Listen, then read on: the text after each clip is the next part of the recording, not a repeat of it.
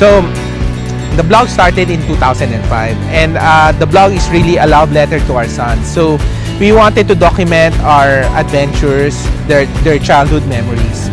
So after 10 years, when my son is already like 10, 11 years old, I was asking them to read the blog, but nobody's reading the blog. So I started doing a video, and all of them started watching the video. So last year, we started our video blog or our video channel to share our food and travel adventures with the kids.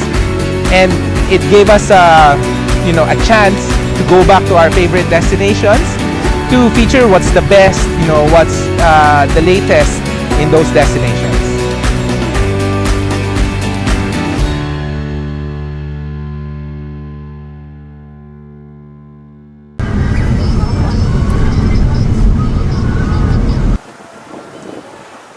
For the family, we love to travel to beaches outside the country, but our favorite are really road trips. So we have already done road trips to the south, to Bicol, that's where we started, and we already have trips to the north. We actually been to Sagada, and that was one of our memorable trips. I was about to give birth at that Yeah. time, so that was the last trip before That was the last giving birth trip. to our fourth son. Yes, that was actually memorable, and that's why we're going back to discover Sagada again. We missed a few things last time, so like orange picking, and then there's this cultural event called Panagapoy, which we wanted to share with our kids.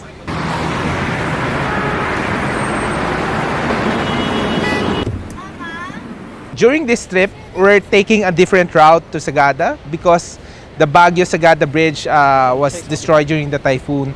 So this is the first time we're passing through this route. The trip itself for us, the road trip itself, is really fun for us. So, we have all our gears prepared. We have all the gadgets. The kids love the road trips.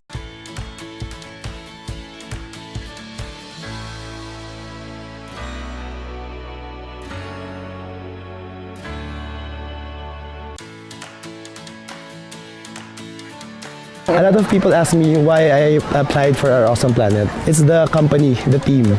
Hi, I'm Abby, And I'm Nico. and we're from the blog Our Awesome Planet. So I'm the writer, photographer / blogger. And I'm the videographer / drone pilot / underwater diver. Starts with planning, logistics, researching on the top best restaurants, where to go. But at the same time, when we reach the area, we ask the locals for their opinions. It's gonna be a long 15-hour trip to Sagada. We'll be using the Explorer for a long, comfortable ride. And let's go. Yes.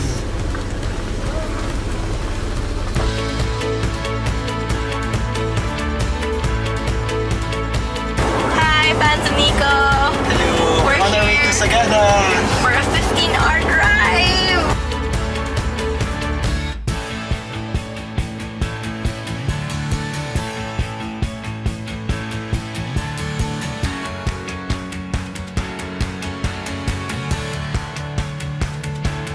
It's 5:20 a.m. in the morning and we've been traveling for how long na? 7 hours. And we're not even halfway there. This is actually my first long trip. So far, so good. Kami yung adventure team.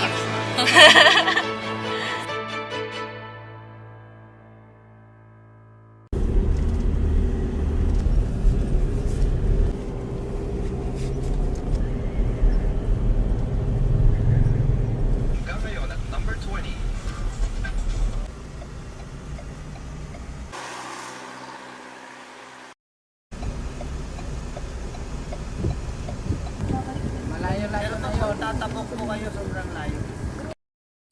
Maglalakad kayo, then tatawid kayo doon sa tulay. Kasi nga, yung tulay doon na ganun.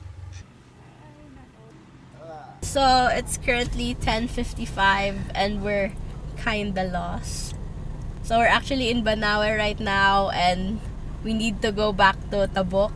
Which is 3 hours away from here. Halfway through, we got separated, yung mga cars. And we have to go back down the mountain again. All the way back to the starting point. Parking.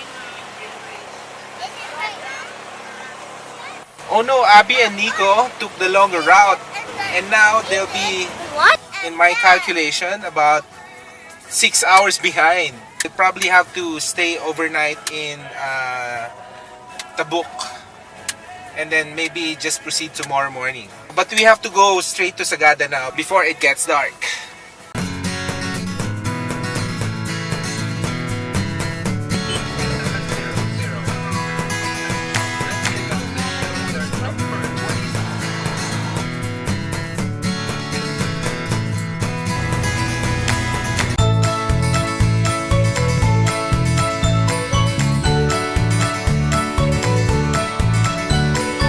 Yesterday, we actually got lost. Pero it's actually a really good thing. Dahil sa morning drive, lahat ng route, puro scenic. We left the hotel at around 4 a.m. I think. Tapos we reached this place, this mountain area around mga 5 a.m. something. So perfect siya. On our right is yung mountain face. Tapos sa left is yung cliff with all the fog tsaka yung view. Perfect So, siya. buong ride, maganda for shots. And puno ng fog. Tapos makikita mo siya nag-disappear as the hours pass by. Tapos you'll see yung mga rice terraces, tsaka yung people, mabait na mga tao. So, it's actually a blessing na nawala kami. Kasi yung shots are really good. We're now here in Sagada. The team is still catching up. So we have time to go around Sagada, reminiscing our adventurous moment the first time. We were driving the Ford Explorer. Was able to conquer all the winding roads, all the rough roads, and it's very comfortable. So, we got free water from the spring, free car wash. And we're gonna clean our cars because it's been a messy ride. So Abby was our first ever employee in Team Our Awesome Planet, and I trained her myself on vlogging. And Nico, on the other hand, he's our expert drone pilot, GoPro underwater videographer, and overall videographer. And he's an adventure guy and a reservist in the Singapore Army.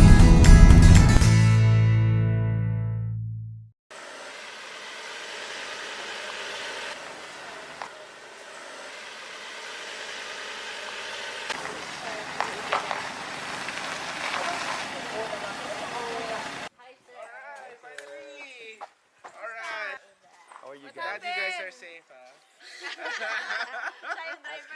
Finally, Team OAP and the entire production crew is here. We can now shoot the next stop Sagada project.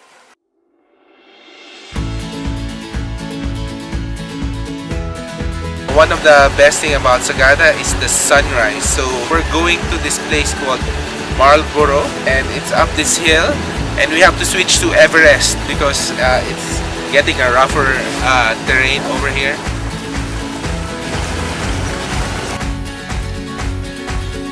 Unfortunately, during the last typhoon Haima, the trees fell down, so they blocked the route, so we have to walk. It's cold, but it's a good hike.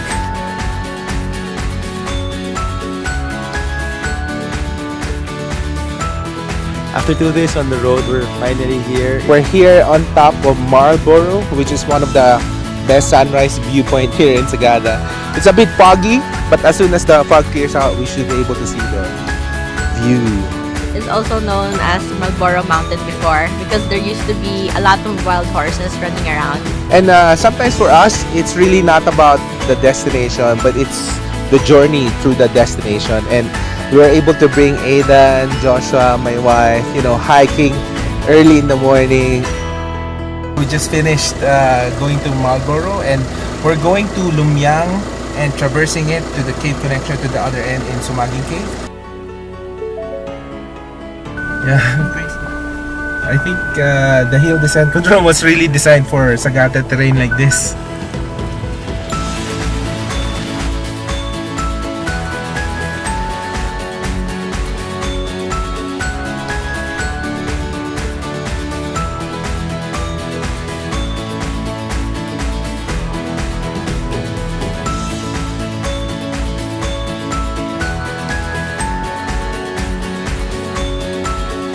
So after the Marlborough hike, Abby and team went inside the Lumyang cave. I just got a confirmation from them. They survived. They said it's easy. Hungry. So we just came from our 4 hour spelunking challenge. So at first we were quite hesitant to do the spelunking activity because we heard from our tour guides that it's really hard. But once we were there, we had no regrets. It was really fun, full of activities like rappelling, going into very tight spaces. We even had there was even a part where we were submerged in cold water and we had to walk all the way to the other side. The food in Sagada is really all about the local ingredients because the food in the mountain provinces are really simple. They have this smoked meat called etag. We're eating now in a pizza place. They are originally from Bontoc and they just established a restaurant here. They're really known for pizzas with local ingredients.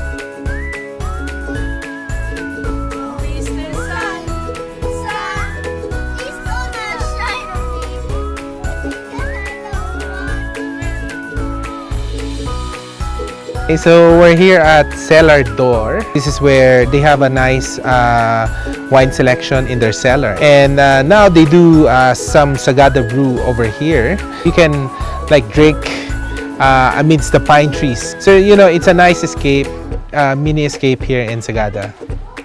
Since they're used to traveling already, it's kind of easy to already know what to do, except that it takes longer for me to prepare since there are 4 kids. They have different needs, but basically they're just cool.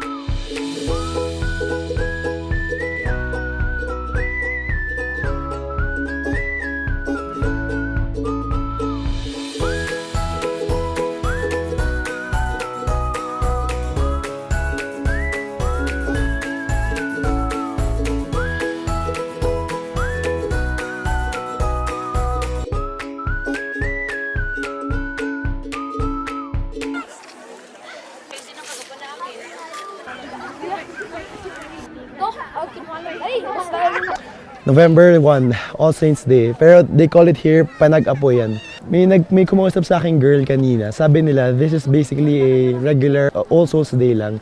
The only difference is, instead of using candles, they use wood. Because back in the day daw, they didn't have candles. So now, they just carried over the tradition lang until today. Parang nagiging family gathering na rin siya for everyone.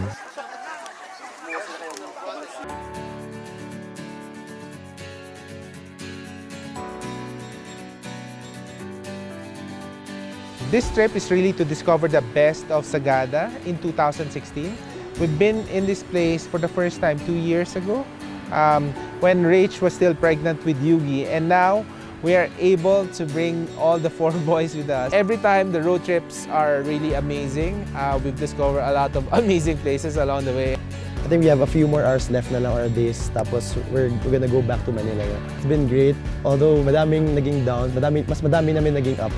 Like nung first day, personally, I came from Antipolo pa all the way to Alabang. Then from Alabang, we went to NLEX, Esitec, Tarlac, then Nuevescaya, then nag-Santiago, then umakyat pa kami ng Banawit. Basically, there was like 2 days of travel on the road. Tapos when we reached Sagada, it was really worth it. Did the Sagada experience not just to show the story of the food, the culture, the locals, but to show how unique our culture and heritage is. I've learned a lot in this trip, like for example, meeting new people. So on this trip, parang ang dami kong nakilala, ang dami kong nalaman, and it was really worth it.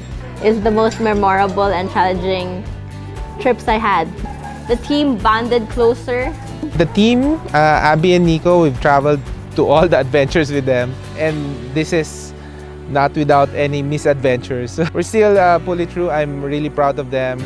And I'm proud of, like, for example, Abby, to be able to do a road trip along that Kalinga route. I'm glad they were able to follow up safely.